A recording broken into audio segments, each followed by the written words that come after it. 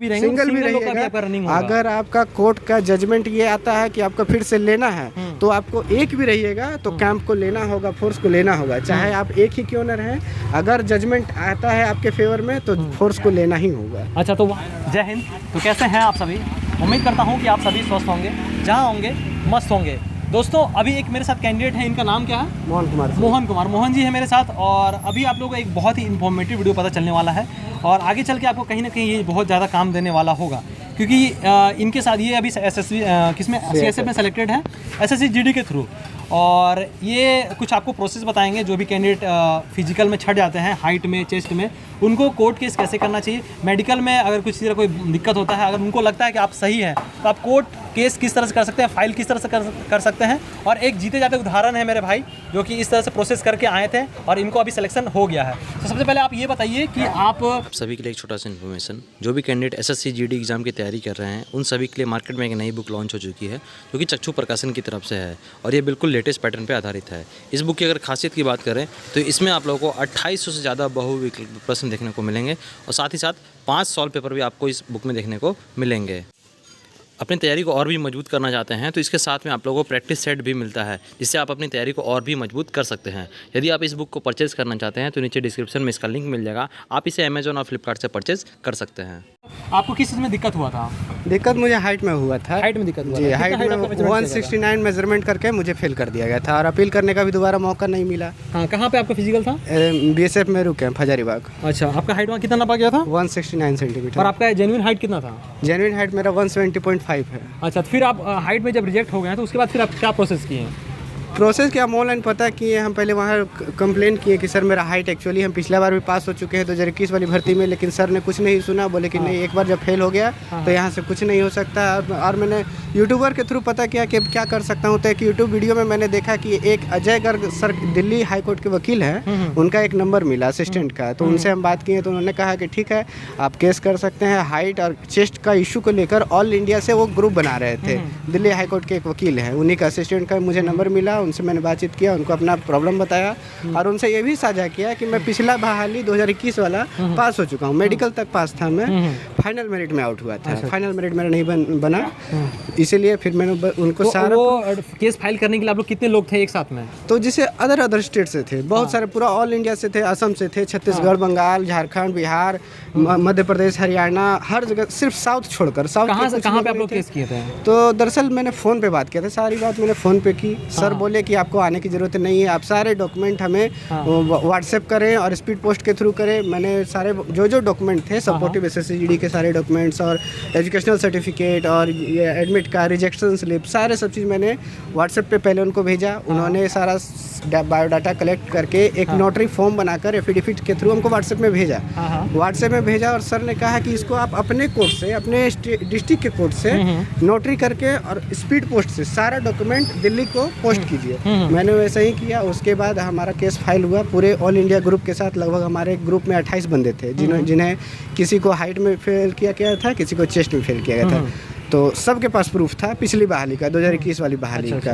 तो सबका केस एक ही साथ एक ही ग्रुप में फाइल हुआ। जज साहब ने देखा कि सबके पास प्रूफ है, सब कोई पिछली बहाली में पास थे, तो इस बार फेल कैसे हो जाएंगे। सबको एक ही डेट में रीमेजरमेंट का ऑर्डर दिया गया। कितने डॉक्टर आए थे रीमेजरमेंट के लिए? मतलब हमको डॉक्टर नहीं आए थे, जैसे जज साहब ने जो ऑर्डर दिया रीमेजरमेंट का, वो हमें बाय व्हाट्सएप के थ्रू हमको मिल गया कि हमारा रीमेजरमेंट का ऑर्डर आया है।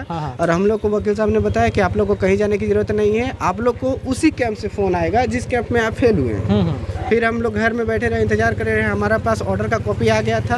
हम घर बैठे बैठे इंतज़ार कर रहे थे कि दरअसल 25 मई को हमारा मतलब जजमेंट हुआ। 25 मई को हमारा ऑर्डर आया कि फिर से रीमेजरमेंट करने का है। जज साहब ने ऑर्डर दिया। हमारे वकील थे अजय गर्ग सर, उन्होंने ही हमारा केस फाइल किया था। और उसके बाद लगभग 5 जुलाई को हमें फ़ोन आया कैंप से कि आपका नाम पूछा गया कि आप ये बोल रहे हैं। हमने हाँ सर, तो आपने केस किया था? बोले हाँ, आपको दिल्ली हाई कोर्ट के आदेशानुसार रीमेजरमेंट करने का ऑर्डर दिया गया है। सो आप अपना ईमेल आईडी हमें साझा करें ताकि आपके ईमेल आईडी पे न्यू कॉल लेटर हम लोग भेजें। तो मैंने ईमेल आईडी अपना दिया। जो जो आपका फिजिकल में कॉल लेटर आता है उसको वो वैलिड नहीं होता है, वापस से दोबारा आपको कॉल लेटर बनाया गया।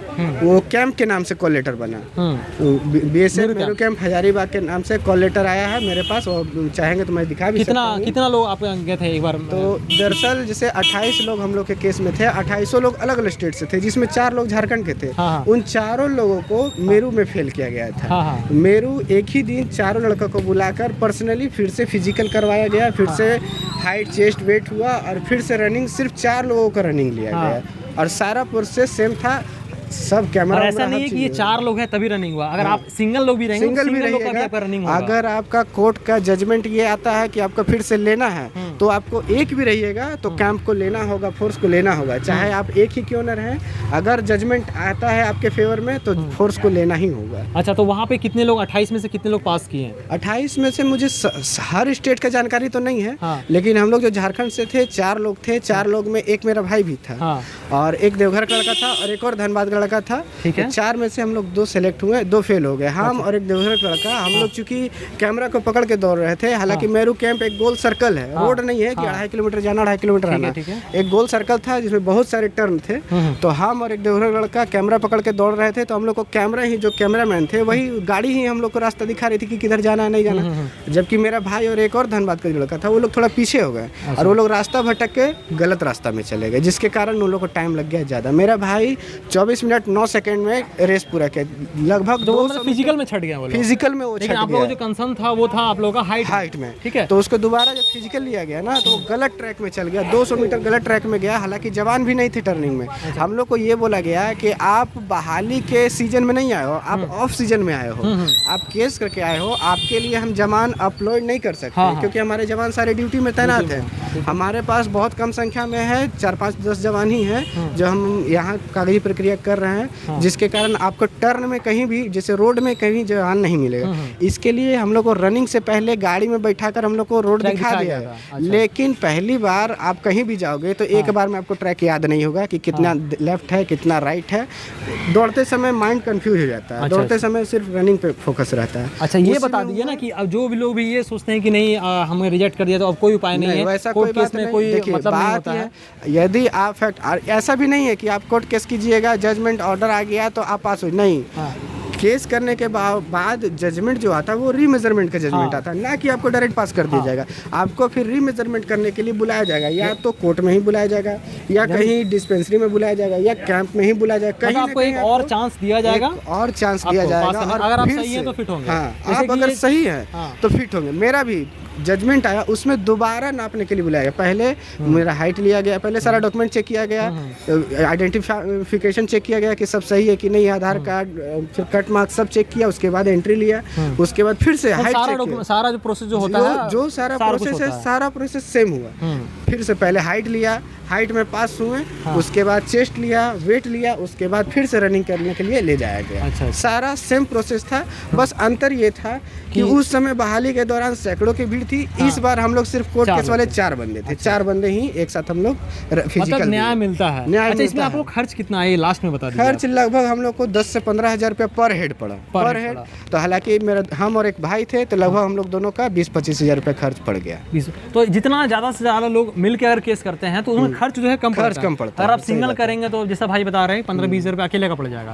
तो अगर ऐसा है, बहुत सारे लोगों को आप इकट्ठा कीजिएगा और कोशिश कीजिएगा कि जो एक स्टेट के हैं, जैसे झारखंड के हैं, बिहार के हैं, यूपी के हैं, तो एक स्टेट वाले लड़कों को इकट्ठा कीजिएगा, उसके बाद जो है कि केस फाइल कीजिएगा। क्योंकि आप ऐसा तो होगा नहीं कि आप ही को सिर्फ हाइट में इशू होगा, चेस्ट में इशू होगा, बहुत सारे ऐसे लोग होंगे। बस आपको एक खोज के उनको एक ग्रुप बना के और उनके साथ में आप लोगों को केस करना है, ताकि अगर किसी को दिक्कत होता है तो हमारा नंबर ये भाई शेयर कर देंगे आपको, या इनसे संपर्क कर लीजिएगा। ये हमारा नंबर आपको दिलवा देंगे, आपको हम मिल जाएगा, हेल्प कर सकेंगे, जितना जो होगा हम हेल्प कर सकेंगे कि कैसे क्या केस करना है नहीं करना है, वो भाई ये बता देंगे आप। चलिए ठीक है। बाकी और किसी तरह कोई और प्रॉब्लम है, कुछ हेल्प चाहिए भाई से, तो इंस्टा आईडी इनका आपको नीचे मिल जाएगा। बस यही कहेंगे कि हार नहीं मानना है, चाहे जो भी, अगर आप सही हैं तो सही है, आपको कहीं फेल नहीं किया जाएगा, आप लड़ सकते हैं अपने हक के लिए, यही हमारा संविधान कहता है। अगर आप अपने हक के लिए नहीं लड़ सकते हैं तो आपके लिए कोई नहीं लड़ सकता। सही बात, क्लियर बात यही है। बाकी बस अब वीडियो को ज़्यादा लंबा नहीं करेंगे, यहीं पे खत्म करते हैं। मिलते हैं हम लोग किसी अगले इन्फॉर्मेटिव वीडियो में, तब तक के लिए धन्यवाद।